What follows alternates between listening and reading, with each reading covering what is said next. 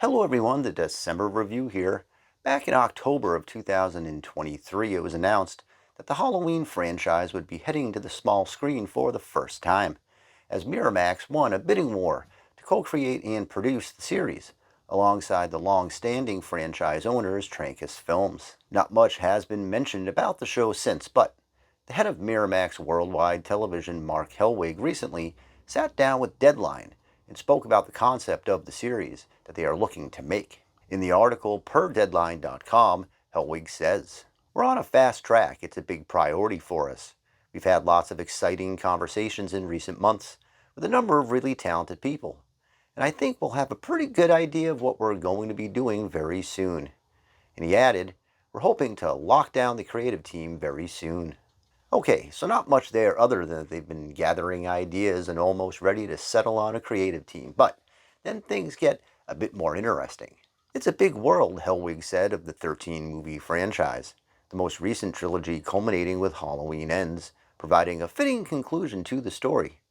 So I don't think that is an opportunity to go off the back of that. So here we see that the series won't be continuing with the most recent reboot, which culminated in 2022 with Halloween Ends, which frankly is great news seeing how A, that movie's storyline was, well, not good, and B, Michael was pretty much rendered inactive at the end of that one.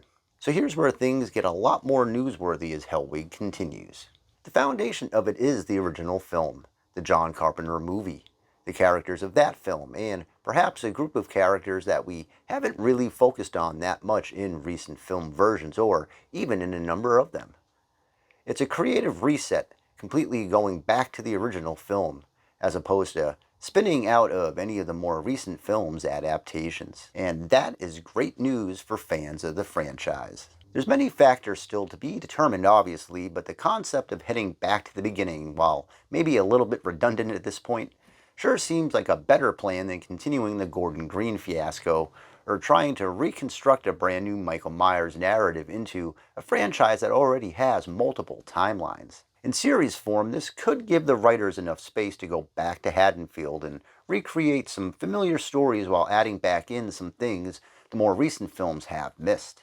Part of the magic that the original film had was its ability to take its time early on in the film, letting the audience get to know the characters in an attempt to garner sympathy for them once Michael Myers kicks into gear. Halloween was never intended to be a fast-paced, quick-cut, effects-heavy horror movie, but as the decades have rolled along, the films have advanced into much flashier versions of the story, losing much of its effectiveness along the way. And at this point, that could still be the case for the TV series, but for now, we at least know that we're going back home, where it all began, in some way, shape, and form.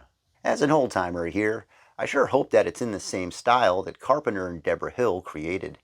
A moody, intense thriller, highlighted by a menacing score with its protagonist front and center and its antagonist in the shadows. You know, effective storytelling. What will become of this new Halloween TV series? We will find out down the road a bit. But for now, the concept seems to be in good hands. Make sure to stick around the channel as I'll have more Halloween news down the line as it comes out, along with revisiting the films as we get closer to the eventual premiere.